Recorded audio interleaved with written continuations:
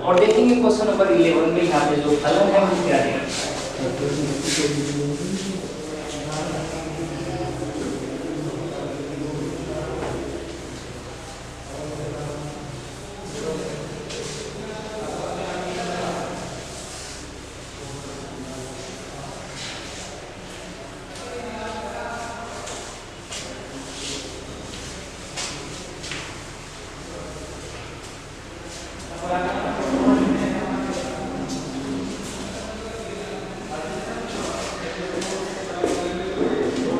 Exercise 7.5 का question number 11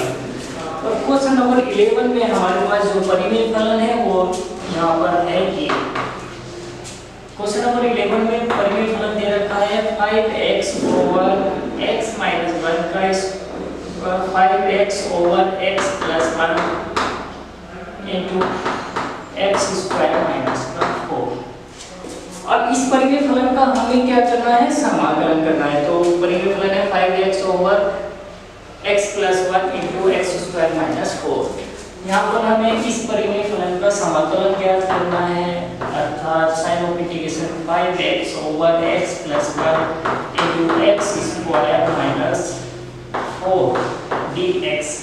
ये इसका हमें समाकलन ज्ञात करना है। और यहाँ पे जो समाकलन ज्ञात कर रहे हैं हम आंशिक भिन्नों के माध्यम से यहाँ पे ज्ञात कर रहे हैं। तो देखेंगे यहाँ पर सॉल्यूशन, ये जो परिमेय फलन दे रखा है इसे आंशिक भिन्न में परिवर्तित कर लेते हैं। तो ये है 5x ओवर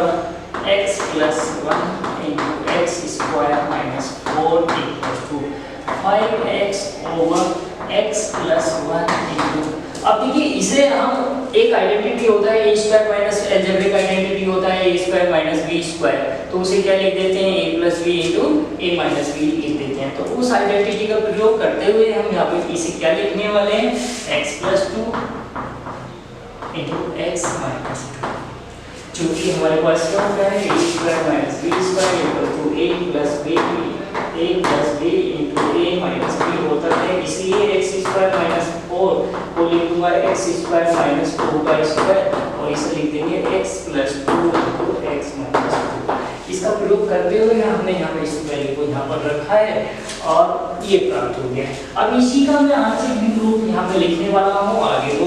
यहाँ पे लिखने वाला हूँ। तो ये इसमें चेंज हो जाएगा, ये हो जाएगा a over x plus 1 plus b over x plus 2 plus c over x minus 2, और ये समीकरण हो गया 1। समीकरण नंबर 1 हो गया ये। अब इसी को मैं सिंपलीफाई कर रहा हूँ। अब ये वाला टर्म इसके इक्वल लेकर यहाँ पर हम चल रहे हैं, तो क्या हो गया, this implies 5x over x plus 1 x plus 2 into x minus 2 equals to. अब इसकी एलसीएम की बात करें तो एलसीएम हमारे पास हो गया x plus 1 into x plus 2 into x minus 2। अब देखिए ये आंशिक रूप हम जानते हैं, अंश की घात हर की घात से कम है, तो और नीचे हर में सारे के सारे फैक्टर कैसे हैं, लीनियर फैक्टर हैं, और लीनियर फैक्टर हैं तो उनका आंशिक रूप ये हो जाएगा। अब यहाँ पर इसका एलसीएम ये आ गया, तो x प्लस 1 से ये कैंसिल हो जाएगा, तो हमारे पास कितना आ जाएगा, a into x plus 2 x minus 2 plus b into x plus 2, यहाँ पे फैक्टर कैंसिल हो जाएगा, तो x plus 1 into x minus 2 plus c, यहाँ पे x माइनस 2 यहाँ पे कैंसिल हो जाएगा, तो ये बचेगा हमारे पास x plus 1 into x plus 2। This implies 5x over x plus 1 x plus 2 x minus 2 को सॉरी यहाँ पे इसे कैंसिल कर देते हैं, ये टर्म हम यहाँ पे इसे कैंसिल कर देते हैं और कैंसिल कर देते हैं, तो 5x इक्वल्स टू यहाँ पर हमें मिलेगा a into x plus 2 into x minus 2 plus b into x plus 1 x minus 2 plus c into x plus 1 और x plus 2, और ये समीकरण नंबर इसको नाम दे दिया। तो अब यहाँ पे हमें a b c के मान निकालने हैं और वो समीकरण 1 में रख देने हैं। उसके बाद समीकरण 1 का x के सापेक्ष समाकलन करेंगे और समाकलन करने के बाद हमारे पास जो परिमेय फलन दे रखा है उसका समाकलन हमें यहाँ पर प्राप्त हो जाएगा। तो दिस इम्प्लाई ये आ गया। अब यहाँ पे देखेंगे ये फैक्टर यहाँ पर गुणा के रूप में लिखे हुए हैं, तो इनका फायदा उठाते हुए हम क्या करेंगे, x के कुछ मानों को यहाँ पे रखेंगे और जिससे यहाँ पर कहीं ना कहीं कुछ टर्म्स यहाँ पे जीरो बनती रहेंगी और एक नॉन जीरो बनती रहेगी। अगर मैं यहाँ पर x बराबर 1 की बात करूँ तो x बराबर -1 की बात x बराबर -1 की बात करूँ तो सेकंड और थर्ड टर्म्स यहाँ पे जीरो बन जाएगी और एक नॉन जीरो बनी रहेगी, जिससे हमें किसकी वैल्यू मिल जाएगी, a की वैल्यू मिल जाएगी। तो a की वैल्यू ज्ञात करने के लिए मैं क्या करता हूँ, समीकरण 2 में x बराबर -1 रखने पर, तो जैसे ही -1 रखेंगे तो ये हो जाएगा 5 × -1 इक्वल्स टू -1 रख रहे हैं तो a ×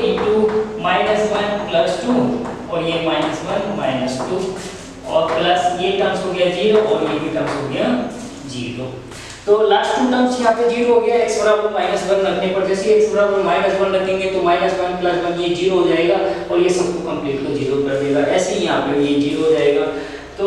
अब यहाँ से हमें a का मान मिलने वाला है, दिस इंप्लाइज -5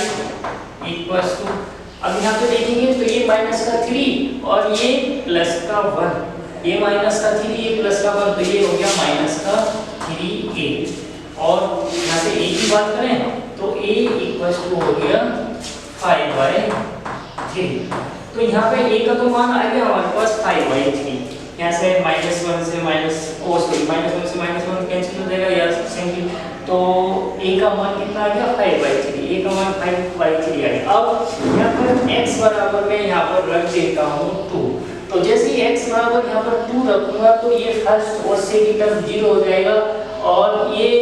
थर्ड टर्म्स बचा रहेगा। या x बराबर -2 रखूंगा तो ये और ये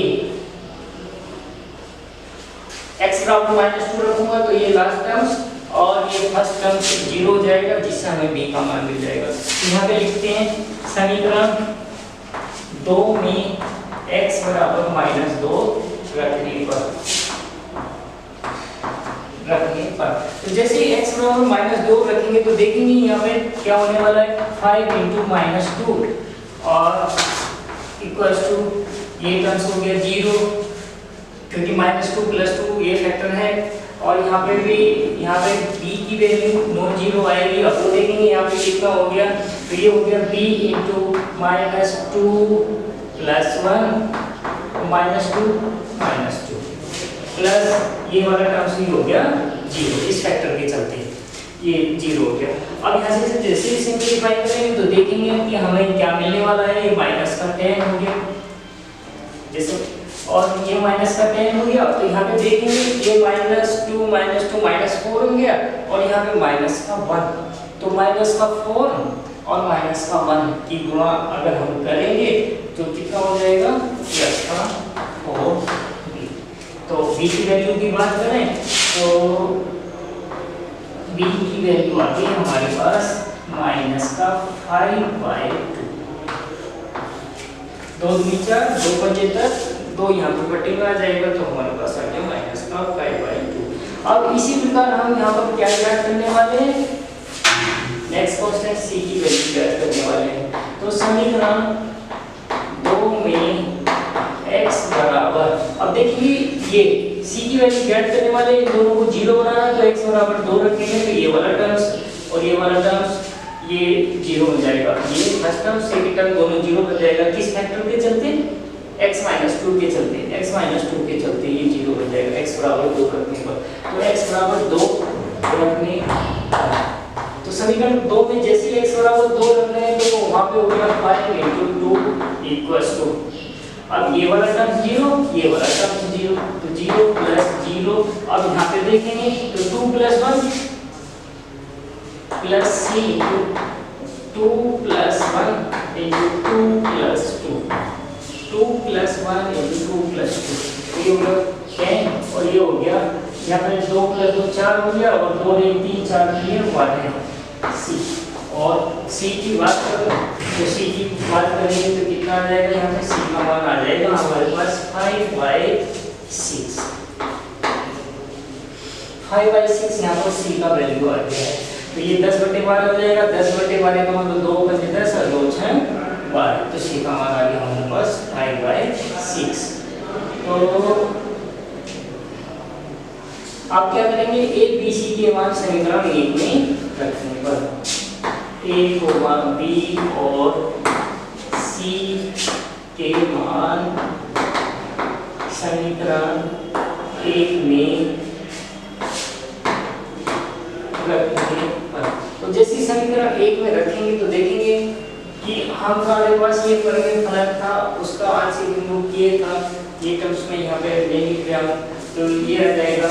5x/x + 1